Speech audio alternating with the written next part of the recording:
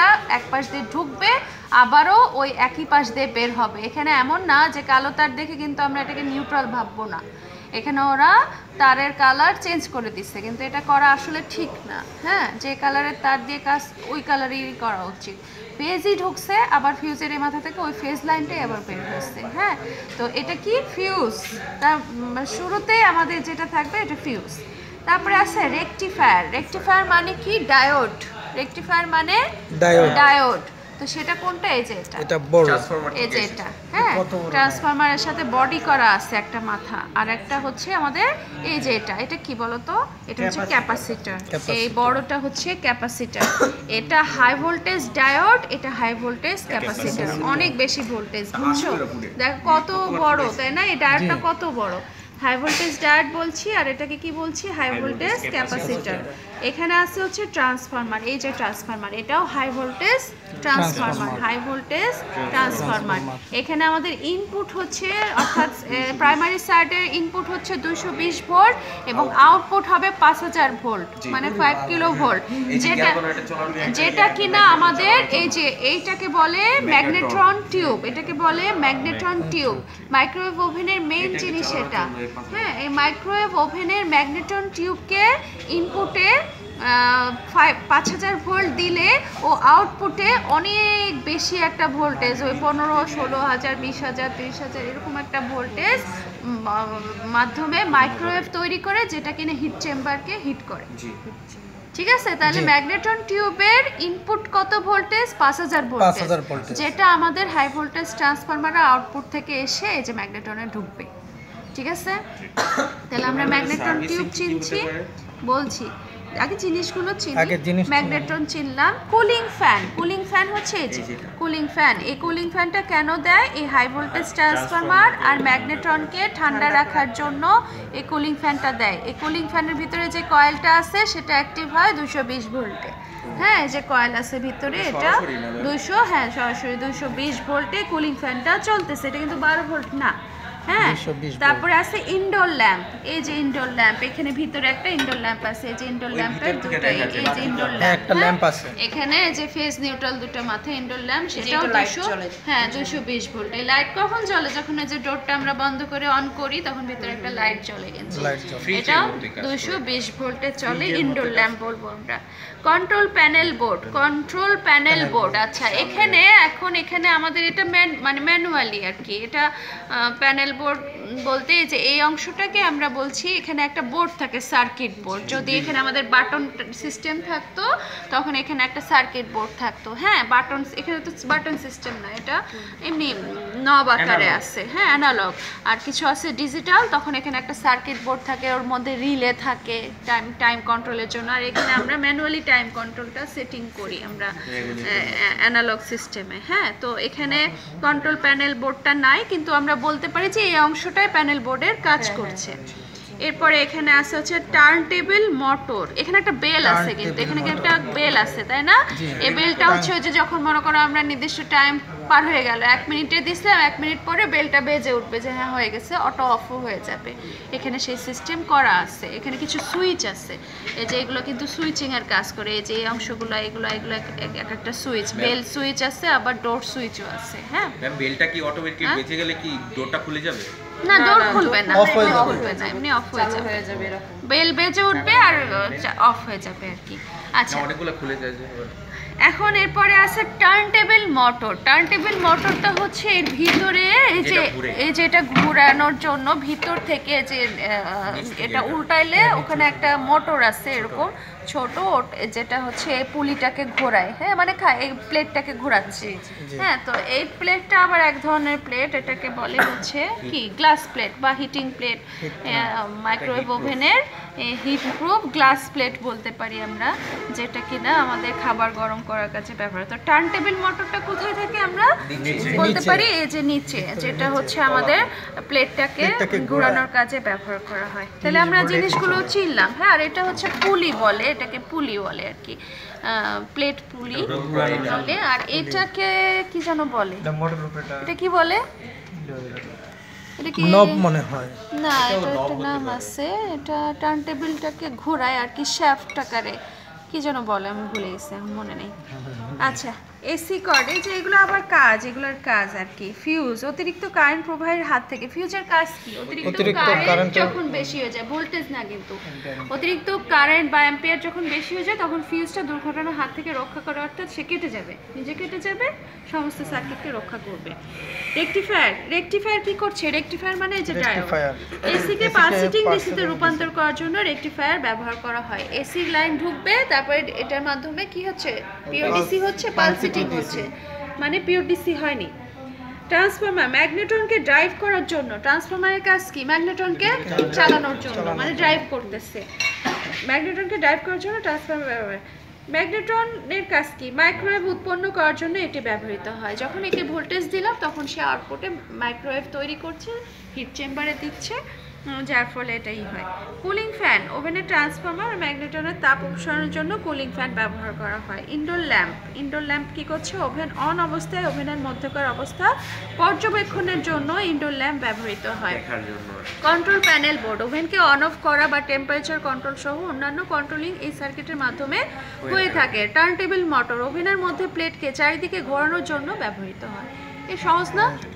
এটা turntable motor, turntable motor, আর এটাকে টার্ন টেবিল গ্লাস প্লেট বলবেন। হ্যাঁ, টার্ন টেবিল গ্লাস প্লেট বলা যাবে এটাকে।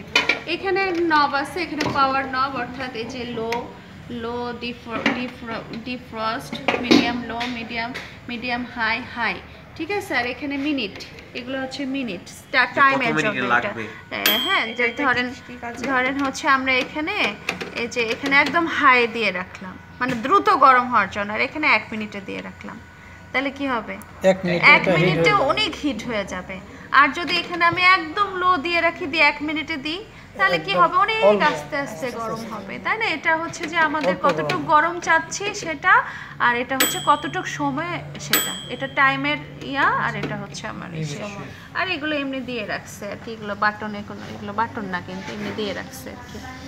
তো এই হচ্ছে আমার মাইক্রোওয়েভ ওভেনের বিভিন্ন পার্টের পরিচিতি। হ্যাঁ, তাহলে আমরা এখন কানেকশনগুলো একটু বোঝার চেষ্টা করব। তোমরা আবার বলো দেখি, এটা কি? ফার্স্টে এটা কি হবে? এটা আমরা এসি কর্ড, এটা ফিউজ। ও, তোমাদের আরেকটা জিনিস বলিনি তো আমি, এখানে একটা ফিউজ আছে, এটা হচ্ছে থার্মাল ফিউজ। এখানে একটা ফিউজ আছে, এটাকে বলে হচ্ছে কি? Thermal fuse. থার্মাল ফিউজ এটা একটু দেখাই। থার্মাল ফিউজটা হচ্ছে কি করে? থার্মাল ফিউজটা যখন অতিরিক্ত হিট হয়ে যায় তখন এটা হচ্ছে ভিতর থেকে স্প্রিংটা হয়ে যায়, একটা স্প্রিং টাইপের আছে, স্প্রিংটা তখন থার্মাল ফিউজ। এটার ভিতরে কাজ নাই? না কাজ নাই, এটা কেটে যায়, এটা ধরে যায়। কি ধরে যায়? এটার উপরে একটা গ্লাস থাকে, যদি অতিরিক্ত ওভারহিট হয় না, এটা লাল হয়, গলে যায়, এটা ছিঁড়ে যায়, ডিসকানেক্ট হয়ে যায় লাইন তখন। হ্যাঁ, লাইটের মতো একবার ধরে, এটা যদি নষ্ট থাকে দেখবে পাওয়ার অন হবে কিন্তু গরম হবে না। গরম না হলে তখন আগে আমরা দেখবো যে এটা ঠিক আছে কিনা, খুলে আমরা দেখবো এটা ঠিক আছে কিনা। অনেক সময় ছিঁড়ে যায়, এটাকে আবার একটু এই প্যাচটা একটু টান দিয়ে নিয়ে এটার সাথে আবার লাগাই দেওয়া যায়। হ্যাঁ, এটা কি ফিউজ? থার্মাল ফিউজ, এটাকে বলে থার্মাল ফিউজ। এটা কিভাবে ছিল? জি ম্যাম, এটা কিভাবে ছিল? এটা কিভাবে ছিল? ভয় তো সবগুলা থার্মাল ফিউজ। লাগাও তো, টাইম লাগাও, ও তো মাস্টার। এটা চলে গেল, এটাকে বলে হচ্ছে ডোর সুইচ। এইটা আর নিচে এই যে এখানে এই জায়গায় সুইচ, আর এইটা আর এটা দুইটাই হচ্ছে ডোর সুইচ। এই যে একটা, ঠিক আছে। আবার এটাকে আমরা লিমিট সুইচও বলি। ডোর সুইচ হিসেবে কি সুইচ ব্যবহার হয়? লিমিট সুইচ ব্যবহার হয়। এটা কিন্তু সিরিজ করা আছে। হ্যাঁ, আর মাঝখানে যে এখানে একটা সুইচ আছে, এই যে এগুলো, এটা হচ্ছে আমার কি? Bell switch. এই দুইটা ডোর সুইচ আর এটা হচ্ছে বেল সুইচ, ঠিক আছে। আচ্ছা, তাহলে আমাদের ফিউজ থেকে লাইনটা এসে আমাদের কোথায় ঢুকছে? এই ডোর সুইচে ঢুকছে। আবার আরেকটা লাইন এখানেও আছে, এই ডোর সুইচ দুটো সিরিজ করা আছে, ঠিক আছে। আচ্ছা, তো নিউট্রাল লাইনটা আমরা একটু দেখি। নিউট্রাল লাইনটা এদিক দিয়ে যে ফার্স্টে কিসে ঢুকলো? এটাকে বলে কি? থার্মিস্টর বা এনটিসি। যেহেতু আমাদের নিউট্রাল লাইন, এটা এনটিসি অর্থাৎ নেগেটিভ টেম্পারেচার কোএফিশিয়েন্ট। ঠিক আছে, তাপমাত্রাকে কন্ট্রোল করবে এটা নেগেটিভ পয়েন্ট নেগেটিভ পয়েন্ট। যদি আমাদের পজিটিভ লাইনটা যেত তাহলে এটা হতো পিটিসি, পজিটিভ টেম্পারেচার নেগেটিভ সব জায়গায় থাকবে না, নেগেটিভটা তো সব জায়গায় থাকবে। হ্যাঁ, যত জায়গায় লাগবে। এই যে দেখো এখানে নেগেটিভ একটা আসছে কোথায়, সাদা কোথায় আসছে? এই জায়গায় গেট ডোর নাকি না না না নাইমা গেছে লিমিট সুইচে গেছে নাইমা গেছে নবে এদিক দিয়ে আসে নাই নাইমা নেমে গেছে গেছে না? জি এগুলো খুলতে পারলে ভালো হতো, খুলে খুলে তোমরা যদি আরে, আমি দেখতা তাই খুলে কানেকশন পানি না। সরাসরি তাহলে তো ভালো হতো। যাই হোক, দেখো আমাদের নিউট্রাল লাইন একটা আসার কথা কোথায়, এই মোটরে, মোটরে এই মোটরে আসার কথা, তারপরে যে এখানে যাওয়ার কথা, ইনডোর ল্যাম্পে যাওয়ার কথা, তাই না? আর তারপরে ট্রান্সফরমারের ইনপুট পয়েন্টে যাওয়ার কথা, অর্থাৎ ট্রান্সফরমারের ইনপুট কই, এই যে এখানে, এই যে এখানে একটা নিউট্রাল এসে ঢুকছে, হ্যাঁ জি এখানে একটা নিউট্রাল এসে ঢুকছে, আর এই যে এখানে একটা ফেজ ঢুকবে, এখানে একটা ফেজ ঢুকবে, মানে 220 ভোল্ট ঢুকবে। 220 ভোল্ট এদিক দিয়ে ঢুকলে এই যে এদিক দিয়ে তখন কত 5000 ভোল্ট বের হবে, অর্থাৎ এটার এই সাইডে ইনপুট আবার এই সাইডেই আউটপুট আছে। মানে হ্যাঁ। এক সাইড দিয়ে করছে সুবিধার হ্যাঁ, ক্ষেত্রে। আর এদিক দিয়ে আমাদের হচ্ছে আমাদের কি করা হয়েছে, ক্যাপাসিটরের জন্য। ক্যাপাসিটরের লাইন দেওয়া হয়েছে, যে একটা লাইন বের হয়েছে, বের হয়ে ফিউজ হয়ে তারপরে আমাদের ক্যাপাসিটরে ক্যাপাসিটরে ঢুকেছে। দেখো ক্যাপাসিটরে কিন্তু দুটো পয়েন্ট, তাই না? এখানে দুটো পয়েন্ট, এটা কিন্তু নন পোলারাইজড ক্যাপাসিটর, কোনো পোলারিটি নাই। অর্থাৎ একটা ফিউজের লাইন এসে ঢুকছে ক্যাপাসিটরের আরেক মাথায়, আর এই ক্যাপাসিটরের এই মাথায় দুটো জিনিস আছে। কি কি আছে দেখছো? এটা খোলা, এটা একটা খোলা। আছে একটা এই মাথায় একটা আছে, একটা ডায়োডের সাথে আছে, আরেকটা লাইন কিসের সাথে আছে? ম্যাগনেট্রনের সাথে। ক্যাপাসিটরের সাথে কি কি আছে? একটা থার্মাল ফিউজের লাইন আছে, একটা ডায়োডের লাইন আছে, আর কি আছে? একটা ম্যাগনেট্রন টিউবের লাইন আছে। টিউবের লাইন আছে। এইগুলো যখন খোলার পরে তোমরা যদি উল্টাপাল্টা লাইন দাও তাহলে কিন্তু ঝামেলা আছে, তাহলে কি চলবে না না চলবে না, বা হ্যাঁ জ্বলে যেতেও পারে, ক্যাপাসিটর খারাপ হতে পারে, উল্টাপাল্টা লাইন দেয়া যাবে না। একদম নিচে কি দিবা? থার্মাল ফিউজের লাইন, তারপরে কি দিবেন? ডায়োডের লাইন। এটা উপর নিচ করা যাবে না, এটা উপর নিচ করলে বারবার ফিউজ কাটবে, ঠিক আছে? তাহলে ডায়োডের লাইন মাঝখানে, তার একদম উপরে দিব ম্যাগনেট্রনের লাইন। তাহলে একদম নিচে কি? থার্মাল ফিউজ, তারপরে মাঝে ডায়োডের লাইন, তারপরে হচ্ছে আমার কি? ম্যাগনেট্রনের লাইন, ঠিক আছে? এটা মেইনটেইন করব আমরা। আর এই যে ক্যাপাসিটর একদম নিচের পয়েন্টে থার্মাল ফিউজ, তারপরে পয়েন্টটা খালি আছে, ঠিক আছে? মানে একটার মধ্যে দুটো করে না, এই একটা ইসের মধ্যে দুটো পয়েন্ট, আবার ওই একটা ইসের মধ্যে দুটো পয়েন্ট, তো একটা পয়েন্টে আমাদের কি ঢুকতেছে? থার্মাল ফিউজের লাইন, তারপরে খালি, তারপর একটাতে আমাদের দুটো, এক হচ্ছে আমাদের ডায়োড আর একটা হচ্ছে কি? ম্যাগনেট্রন।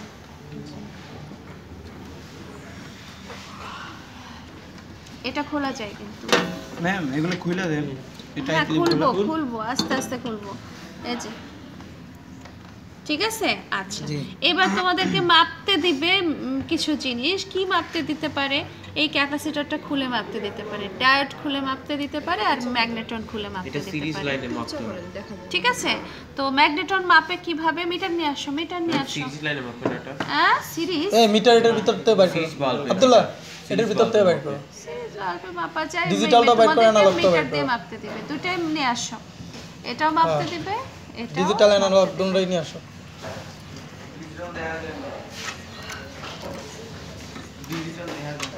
আচ্ছা, এটাই দাও। আমরা বেশিরভাগ অ্যানালগ দিয়ে কাজ করি, এটা দিয়ে ইউজ করা ভালো।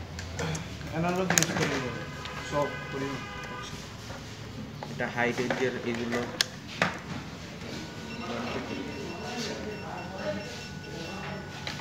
আচ্ছা, ম্যাগনেট্রন টিউবে যখন আমরা ধরবো তখন কি দেখাবে? রিডিং দেখাবে। তাহলে এটা ভালো, যেভাবেই ধরি না কেন রিডিং দেখাবে, অর্থাৎ ঠিক আছে? যদি না দেখায় তাহলে কি? যদি না দেখায় তাহলে ভিতরে লাইন কেটে গেছে, খারাপ। এরপরেও আমরা কি করব? যে কোনো একটার সাথে বডি ধরবো, বডি যদি দেখায় তাহলে কি? শর্ট আছে, তাহলে নষ্ট, তাই না? তার মানে কি দুইটা ধরার পরেই যে ভালো বলবো তা না, সাথে সাথে আমরা কিন্তু বডিটাকেও চেক করব। বডি যদি শর্ট দেখায় তাহলে কিন্তু এটা খারাপ, তাই না? তখন এটা আরটি। তাহলে আমরা ম্যাগনেট্রন টিউবে যদি রিডিং দেখায় ভালো। এবার আমরা ক্যাপাসিটর দেখি। মানে পোলারিটি নাই, না, নন পোলারিটি, দুই সবই নন পোলারিটি, এটাও নন পোলারিটি, এটাও নন পোলারিটি। ওকে, তাহলে ক্যাপাসিটরে দেখি। ক্যাপাসিটরে কোনোভাবেই এটা দেখাবে না, কারণ এটা নন পোলারাইজড ক্যাপাসিটর। যদি দেখায় তাহলে ম্যাম কি হালকা একটু না, ওগুলাকে উঠা বলবো না, আচ্ছা, হালকা আচ্ছা। একটু, এটা রিডিং না কোনো। নিম্নে হ্যাঁ, অর্ধেক উঠতে হবে। এভাবে উঠলে পারে, যদি আমাদের এরকম অনেকখানি উঠে তাহলে এটা খারাপ, নষ্ট বলতে পারি। জি। আর কি করব, এটার সাথেও বডি দেখবো, এটার সাথেও কোনোভাবে বডি দেখাবে না, যদি দেখায় খারাপ, তাই না? তাহলে দুইটা দুই রকম, এটাতে দেখায় রিডিং তাহলে ভালো, আর এটাতে দেখাবে না দেখাবে না। তাহলে বুস্টার ভালো। ক্যাপাসিটর, মেলার ক্যাপাসিটর বুস্টারের মতো, যেহেতু নন পোলারাইজড দেখাবে না, কোনো রিডিং দেখাবে না, বুঝতে পারছি? এবার ডায়োড মাপি। এই ডায়োড কিন্তু মিটারে মাপা যায় না, এই ডায়োড মিটারে মাপা যায় না, কারণ হাই ভোল্টেজ ডায়োড। এটা আমাদের যদি সার্কিটে কাজ করে তাহলে বুঝতে পারবো ভালো, কাজ না করলে এটা খারাপ, ঠিক আছে? আসসালামু আলাইকুম, ভালো আছেন স্যার? কি অবস্থা?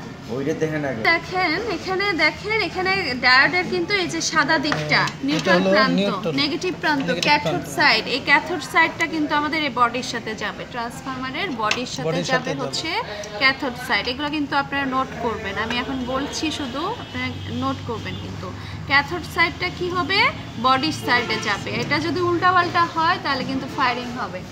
ম্যাম হ্যাঁ, এটা so এটা ডায়াগ্রামটা firing আছে যাবে না, যে আমরা এটার কোনো ডায়াগ্রাম নাই, আপনারা নিজেরাই আঁকার চেষ্টা করবেন। বুঝে গেছে?